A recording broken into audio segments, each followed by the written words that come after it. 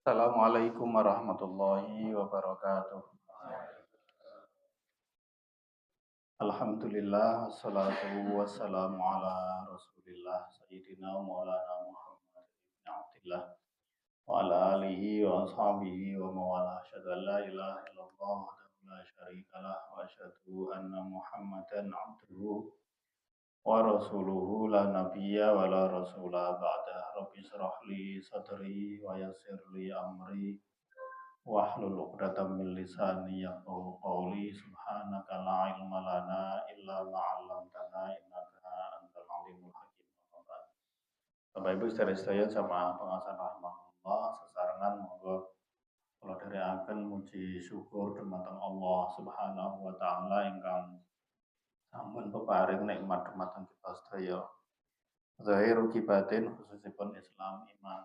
Kaping kalihipun selawat salam mugi kunjuk dumateng Nabi Agung Muhammad sallallahu alaihi wasallam panutan kita ingkang kanthi ajaran agama Islam untuk selamatan kita sedaya tentunya dumugi akhirat. Sesarengan monggo kita bikakan wacan basmalah. Bismillahirrahmanirrahim. Mugi Allah paring ridho, mugi-mugi iki dicatet dados salah satunggalipun amal jenengan kita Muhammad. Kita lajengaken Bapak Ibu rahimakumullah, alhamdulillah setelah sekali dua kali nggih libur kula izin kita bisa kembali tafsir Ibnu Katsir surat Al-Baqarah ayat 60 nggih. Wa idzistasqa Musa. Kita sampun nggih Bapak Ibu. Kita waos ayat 60 monggo.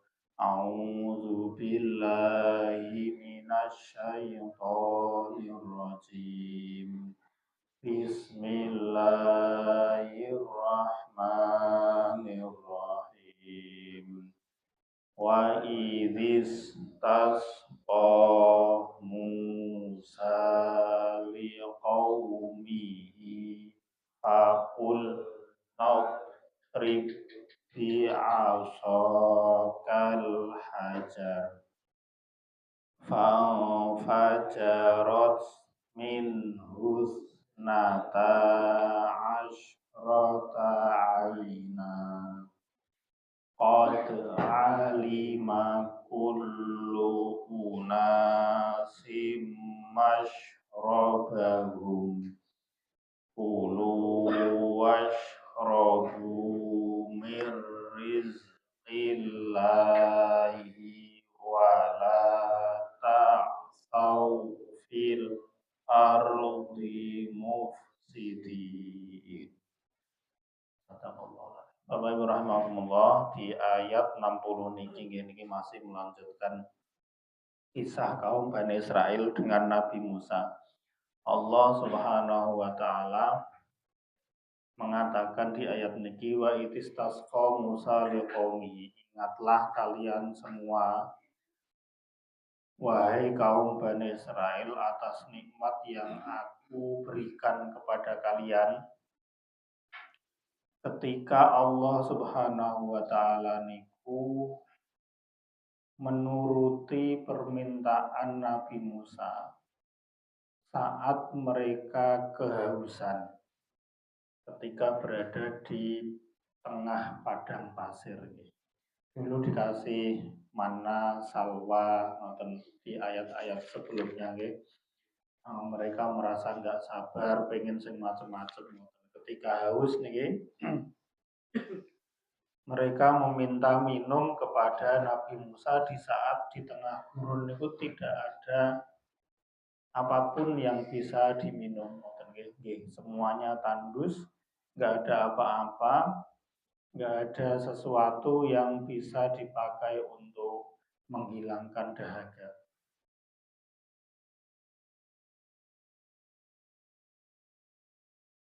Ketika itu kemudian Nabi Musa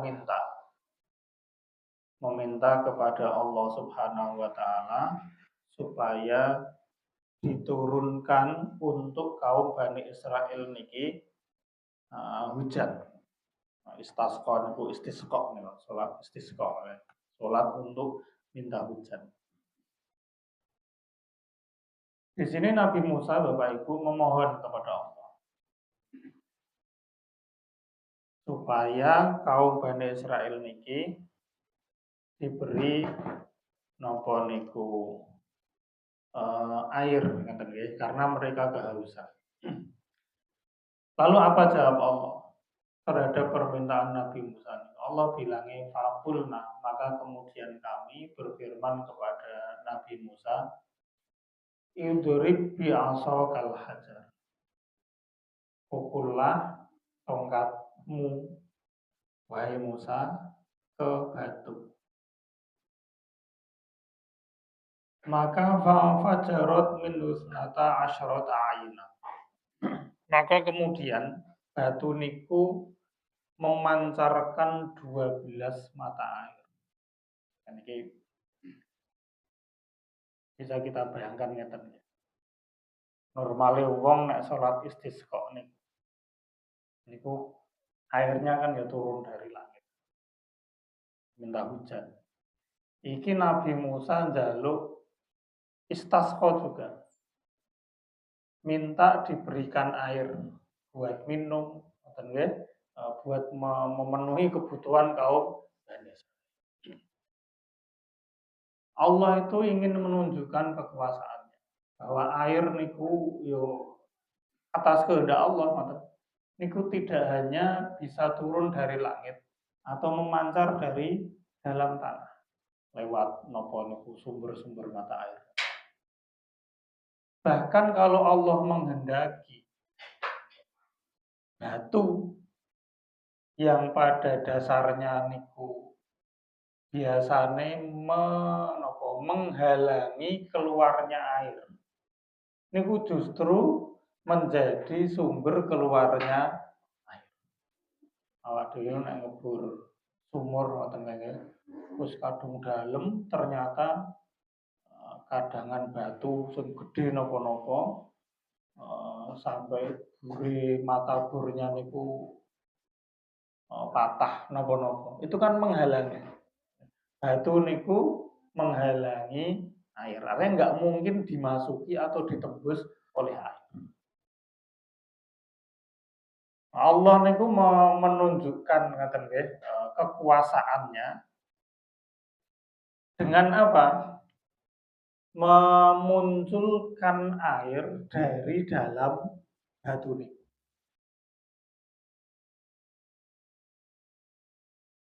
Ya, seakan-akan Allah bilang, ya aku mampu meskipun gersangnya ngene iki, menurut kalian gersang, tapi aku bisa memerintahkan sesuatu yang gersang, yang tandus seperti ini untuk mengeluarkan air. Itu terjadi pada zamannya Nabi. Batu bisa mengeluarkan air. Allah cuma bilang izrib bi asaka. Pukullah dengan tongkatmu. Kira-kira loh, Pak. Tongkat yang biasa dipakai loh, normalnya orang. Tongkat lah yang nganggo kayu, nopo arep nganggo besi lah enggak begitu yang berat-berat amat. Niki gur jalaran. Allah niku bilang, kowe watu pukula nganggo tongkat, mongko lak metu bae. Kira-kira ketika napa niku tongkat niku dipakai untuk memukul batu, niku sing ceklek tongkate napa watune? Normalnya adalah tongkatnya. Awak dhewe nek arep motong batu niku harus pakai alat berat ngoten nggih. Nek kuwi dienggo tekenan ya apa? Kan nggak mungkin palu yang kita pakai untuk memotong untuk membelah napa niku batu niku kita pakai untuk tongkat. Karena niku berat. Sehingga napa Bapak Ibu? Sehingga ini itu hanya sekedar jalaran, sekedar ikhtiar, sekedar usaha saja. Apakah batu itu bisa mengeluarkan air? Ya enggak bisa. Apakah tongkat niku bisa membelah batu? Ya ora iso. Tetapi karena Nabi Musa niku ya manut, nurut dengan perintah Allah Subhanahu wa taala, maka kebutuhannya dicukupi. Itu poin penting yang harus kita ambil dari ayat. Orang urusan mukul batune, ngoten nggih, tidak penting batunya niku juga. Yang terpenting adalah nek dikon mukul batu, ya dipukul batu. Tanpa harus nanya, kenapa saya harus memukul batu? Emang nanti akan bagaimana kalau batunya tak pukul? Kalau saya nggak mukul, memang kenapa? Si orang yang beriman itu ya guru samina atau kadang ya orang mudeng ngoten nggih. Tetapi karena ini perintah Allah, kita yakin bahwa di balik ketidaktahuan kita itu atas perintah Allah niku ada sesuatu yang kita yakini, hakul yakin itu benar dan untuk kebaikan kita. Karena kalaupun kita tidak tahu apa manfaatnya, Allah niku pasti tahu bahwa apa yang Dia perintahkan pasti untuk kebaikan kita. Kok dene memerintahke cah cilik anake dhewe sing cilik kon sinau niku jane ora mudeng bocah aku sinau ngopo. Kon ngapalke opo-opo jane ora mudeng. Karena memang ya urung nyampe. Ketika dikasih penawaran itu baru ya belum sampai. Tapi ketika anak kita nih wis manut wae, itu nanti saat sudah besar mereka baru bisa oh ternyata kayak buah dari aku manut kepada orang tua ternyata ini. Nah, sama lah. Jadi ternyata kita itu hanya kita ini Bapak Ibu, gini itu hanya diperintahkan untuk ikhtiar saja, untuk manut, nurut kepada Allah Subhanahu wa taala. Di kasusnya Nabi Musa, untuk mendapatkan air, kita ora perlu menggali sumur, ora perlu macam-macam, ngoten nggih. Gur ki ana watu pukul. Engko keluar air. Itu kalau Allah menghendaki. Ketika kun ya fayakun. Ketika Allah istirahat ya akan jadi.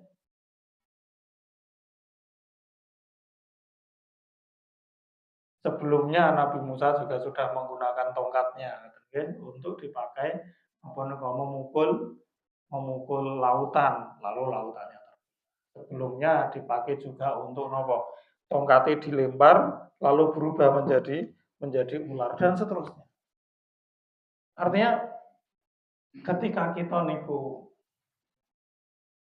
menjalankan apa yang diperintahkan oleh Allah, berikhtiar dengan sebaik-baiknya, yakin ngoten nggih akan solusi yang diberikan oleh Allah, maka ya akan ketemu jalan keluar. Yang penting nurut, yang penting manut sebagaimana disebutkan di dalam ayat ini. Ketika Nabi Musa minta diberikan air, Allah memerintahkan wis kula kuwi napa niku batu niku dengan tongkat. Maka setelah batu dipukul fajar tumuli muncrat ngoten nggih minhu saking watu niku wau memancar napa niku 12 mata air. Niku bila sa'yin tanpa usaha apapun ngoten nggih, tanpa usaha apapun. Nggih tegese niku ora kudu kon gali sumur, ora kudu kon napa-napa, ngoten. Niku mereka mendapatkan air.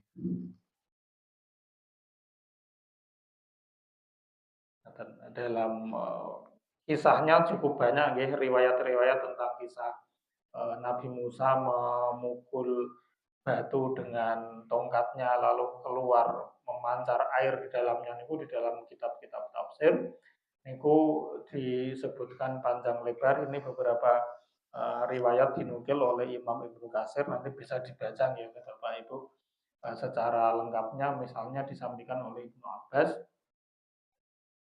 Maka ketika mereka minta diberikan air ngoten niku karena kehausan sudah nggak tahan ngoten, lalu kemudian Nabi Musa niku meletakkan napa niku batu segi empat. Ada batu ngoten Allah memerintahkan Nabi Musa untuk memukul niku, maka batu niku wau dengan tongkatnya Maka kemudian fangfajarat min husnata asyarata aina. Kemudian keluar dari batu niku 12 mata air. Fi kulli nahiyatin minhu salah satu uyunan. Dari setiap sisi kan segi empat nggih. Dari setiap sisinya niku mengeluarkan 3 sumber mata air. 3 kali 4. Mengeluarkan sumber mata air.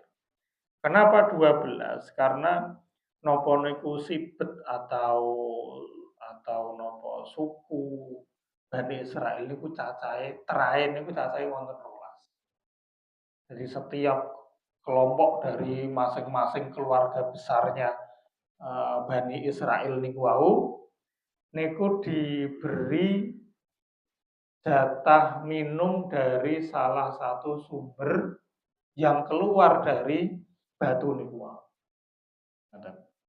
Di masing-masing kelompok niku memiliki tempat minumnya sendiri-sendiri.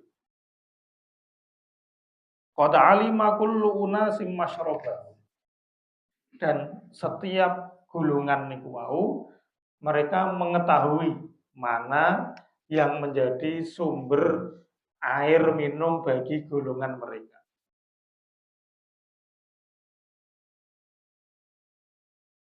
Sehingga ketika mereka haus ngaten ya ke situ minum airnya memancar tanpa harus ada usaha apa. Ati Alafi mengatakan bahwa batunya niku sebesar, ada mengatakan ini niku sebesar kepala banteng nih sapi lanang ngoten nggih, sebesar kepala sapi. Yang kemana-mana niku batunya niku dibawa oleh kaum Bani Israil. Bani Israil niku kuwatir, wah ini nek nang watu mau piye yo. Kemudian batunya niku dibawa kemana-mana oleh kaum Bani Israil. Fa'idza nazalu manzilan, apabila kemudian mereka nopo niku berhenti di suatu tempat, maka mereka kemudian meletakkan batu itu ngoten nggih yang dibawa oleh sapi niku diletakkan kembali. Lalu kemudian Nabi Musa memukul dengan tongkatnya, lalu nopo niku batunya niku kembali mengeluarkan air sebanyak 12 mata air. Ketika berangkat lagi, batunya niku dibawa lagi. Begitu terus menerus. Lho kuwi watu ngoten nggih, kok iso metu air setiap kali dibuka. Nek mboten kersane Gusti Allah ya enggak bisa. Tapi kalau itu sudah kehendak Allah, enggak ada sesuatu yang tidak bisa. Itu pelajaran penting yang perlu kita ambil Bapak Ibu rahimahullah, yakin kita atas apapun yang dikehendaki oleh Allah Subhanahu wa taala. Ya asal kita niku menuruti apa yang diperintah. Ini juga menjadi pelajaran ya Bapak Ibu rahimahullah bagi kita bahwa seringkali usaha kita niku tidak mencerminkan hasil yang sebenarnya. Seandainya Allah niku memberi rezeki kepada kita sesuai dengan usaha yang kita lakukan, benar-benar dihitung, ya mungkin kita nggak akan bisa seperti itu. Karena kebanyakan anugerah atau rezeki dari Allah Subhanahu wa taala niku wujudnya adalah fadl. Wujudnya adalah kebaikan dan bonus dari Allah.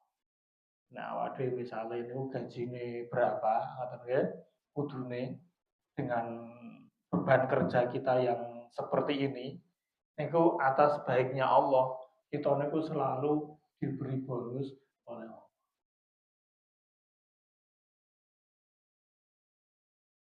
Dan pelajaran juga terkait dengan ayat ini bahwa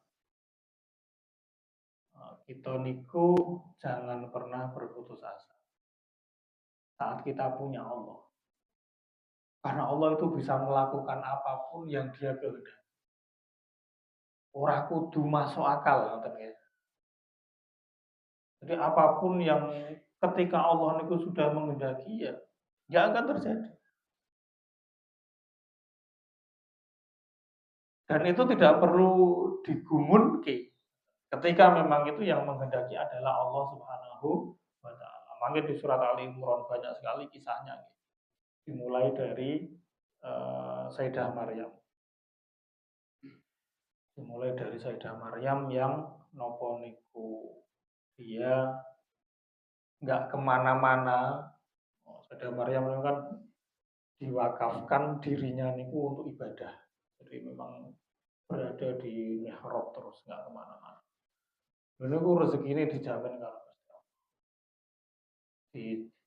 dijenguk oleh Nabi Zakaria kan dia yang menjadi kafilnya.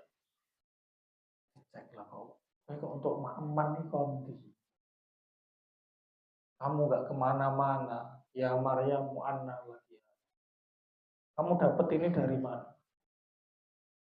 Kamu gak pernah turun, ngoten nggih. Ya nggak ada yang kesini kecuali aku. Sayyidah Maryam ya tenang saja. Itu pemberian Allah Subhanahu wa taala. Qalat huwa min indi. Itu berasal dari sisi Allah. Innallaha yarzuqu may yasha'u bighairi hisab. Bahwa Allah ketika memberi rezeki kepada siapa yang Dia kehendaki ini ora ana hitungan. Kan yang membuat semakin kagum Nabi Zakaria itu kan iki wayahe buah nopo misalnya wayahe buah duren kok sing ana nang napa niku tempat buahe Sayyidah Maryam kuwi buah nopo yang tidak musim. Jadi buah-buahan musim panas itu tersedia di musim dingin. Buah-buahan musim dingin itu tersedia di musim panas. Iki kondi kok ana sing modele ini. Kalau mungkin pas musimnya ya bisa jadi wah kuwi konggone sapa meskipun ya karena Sayyidah Maryam enggak kemana-mana. Itu kalau Allah menghendaki. Nah, berdasarkan itu kemudian Nabi Zakaria itu terinspirasi. Aku ndi anak ya tak njaluk karo Gusti Allah supaya diberi anak. Maka kemudian dia berdoa kepada Allah Subhanahu wa taala untuk diberi anak. Padahal wis tuwa ngoten ya, wis tuwa bojone ya tuwa. Artinya secara ikhtiar medis itu wis ra iso. Tetapi ketika Allah menghendaki ya terjadi. Itu di kisahnya Nabi Zakaria. Sampai Nabi Zakaria ketika dikasih tahu itu, "Oh ya tenan," kata. "Apa ya tenan aku iso? Apa ya tenan bojoku iki ya hamil?" Padahal ya aku wis tuwa dan seterusnya. Bojoku ya tuwa.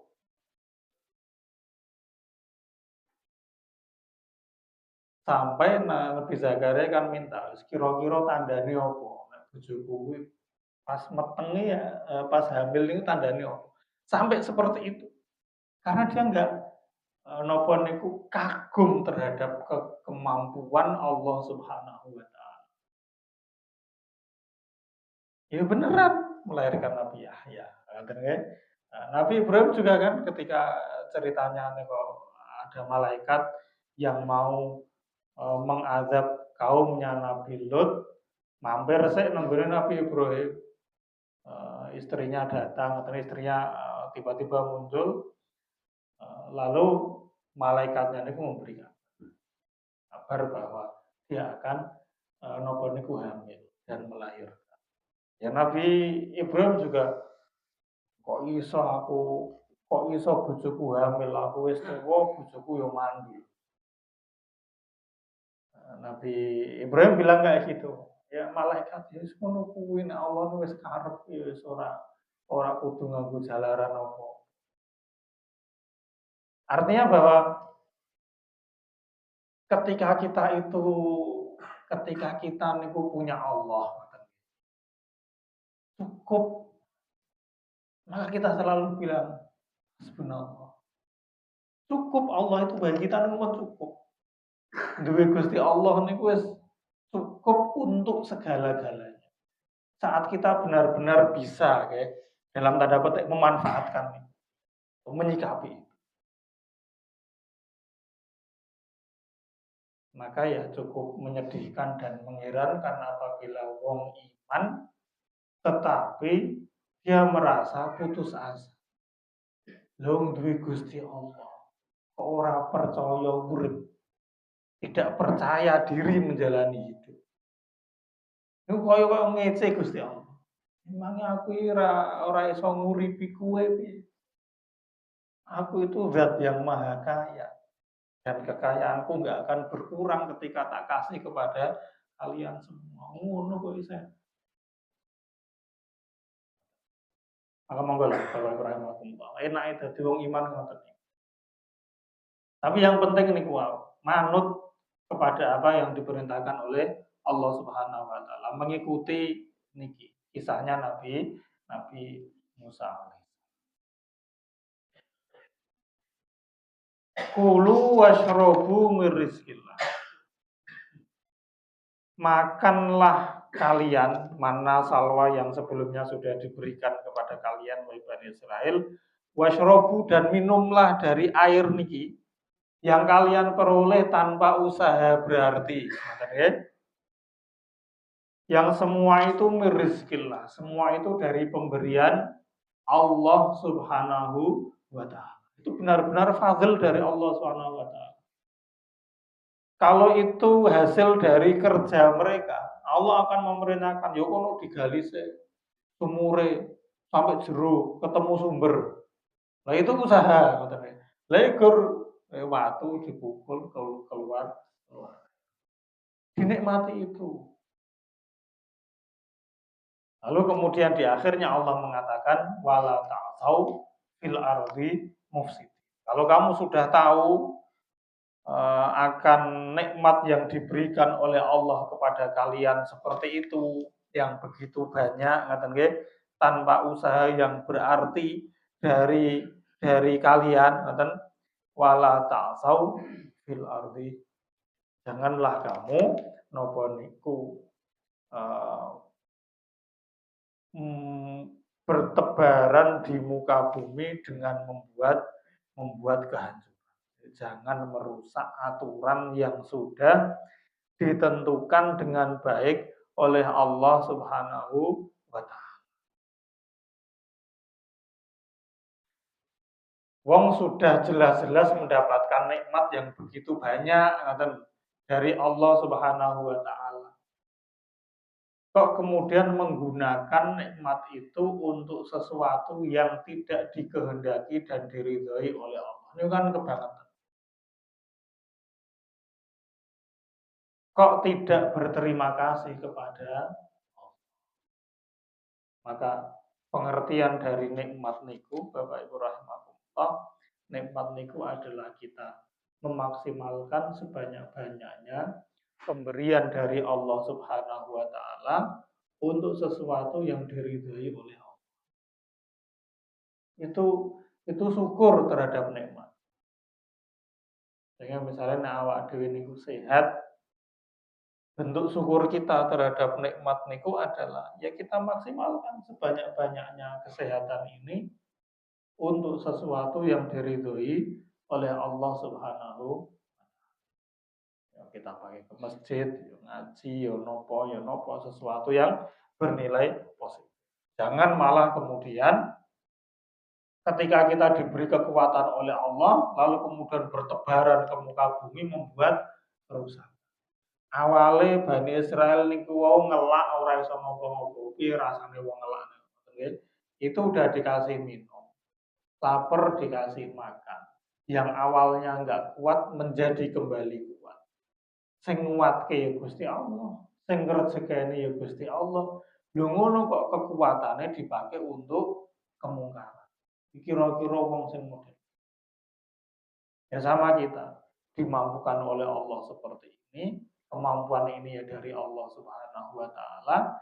Jangan sampai kemudian kita manfaatkan atau kita gunakan untuk sesuatu yang Allah tidak ridho. Karena pada akhirnya semua itu akan kita pertanggungjawabkan di hadapan Allah Subhanahu wa taala.